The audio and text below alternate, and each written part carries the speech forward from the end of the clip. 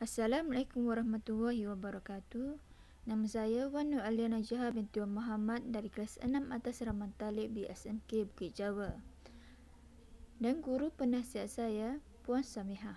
Hari ini saya akan menceritakan tentang sejarah Islam Penggal 2, iaitu usaha-usaha penyatuan ummah pada zaman Nabi Muhammad SAW.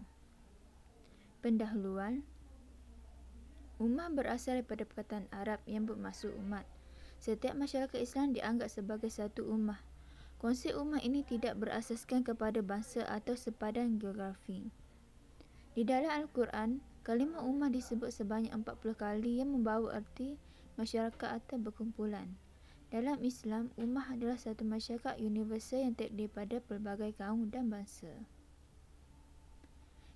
yang disatukan melalui ajaran tauhid, iaitu Tuhan Allah SWT yang Esa. Ummah hendaklah menyembah Allah SWT dan mengamalkan ajaran yang dibawa oleh rasul-rasul yang diutuskan oleh Allah kepada manusia. Nabi Muhammad SAW diutuskan kepada rasul akhir zaman, dan umat Islam hendaklah mengamalkan ajaran baginda.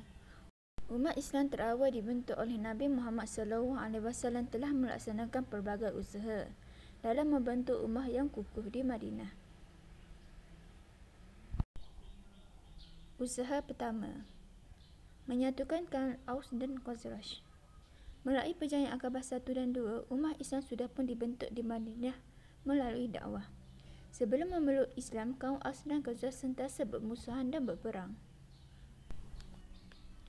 Setelah mereka mengadakan perjanjian Aqabah 1 dan 2, mereka menjemput Nabi Muhammad SAW ke Madinah, yang pada masa itu telah berkembang pesat. Baginda bersama para sahabatnya disambut dengan baik oleh penduduk asal Madinah dan mereka menyokong perjuangan Rasulullah SAW. Baginda berjaya menyatukan mereka dan menggelarkan mereka sebagai golongan Ansar.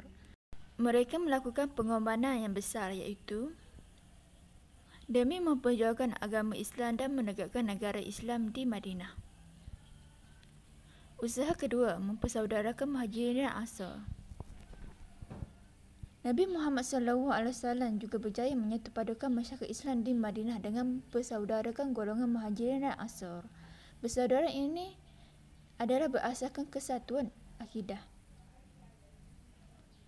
iaitu keimanan dan ketakwaan kepada Allah SWT. Perbezaan bangsa atau harta tidak menghalang hubungan persaudaraan Islam.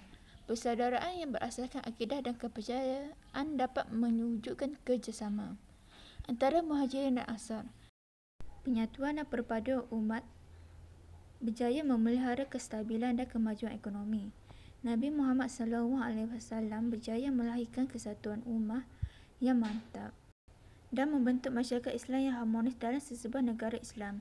Di samping itu, baginda juga menyatukan umat Islam dengan orang bukan Islam yang tinggal di Madinah.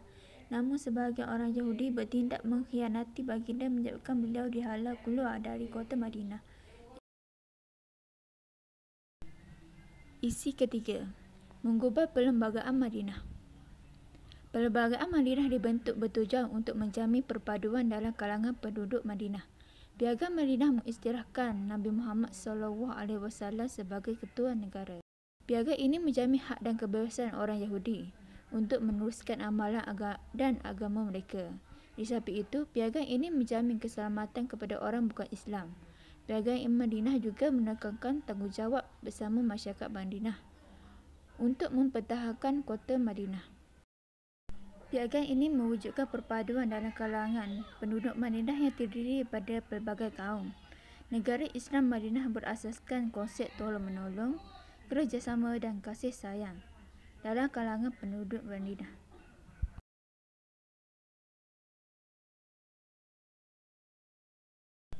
Usaha keempat, melaksanakan konsep Asyura.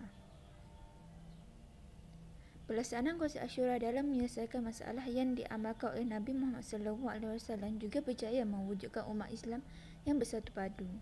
Baginda berusaha untuk mewujudkan persefahaman antara umat Islam dan pemufakatan serta mengelakkan perbalahan pendapat dalam kalangan masyarakat Islam.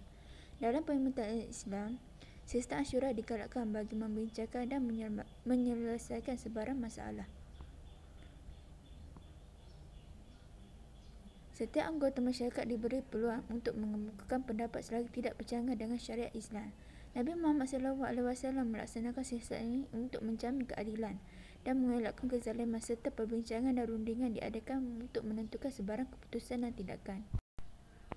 Usaha kelima, menjalankan dakwah dan diplomatik. Dua masjid iaitu Masjid Quba dan Nabawi menjadi tempat beribadah dan tempat kesatuan ummah. Rasulullah SAW juga telah menghantar beberapa utusan untuk berdakwah dan menjalinkan hubungan diplomatik. Baginda telah mengirim surat diplomatik melalui utusan. Baginda mengajak pemimpin, wakil kepada negara serta rakyat negara lain untuk memeluk Islam. Baginda telah menggunakan segala cara untuk menyampaikan Islam kepada kuasa-kuasa besar seperti pada masa itu seperti Raja Persia, Raja Parsi dan Maharaja Rom. Terdapat beberapa utusan yang diterima dengan baik, ada yang juga dibunuh. Namun tidak memutuskan usaha Nabi Muhammad SAW dalam meneruskan dakwah dan mempertahankan Islam di Madinah.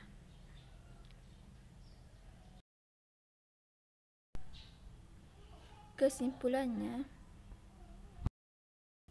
Nabi Muhammad SAW telah membentuk umat Islam generasi pertama dengan mengambil beberapa langkah yang bijak.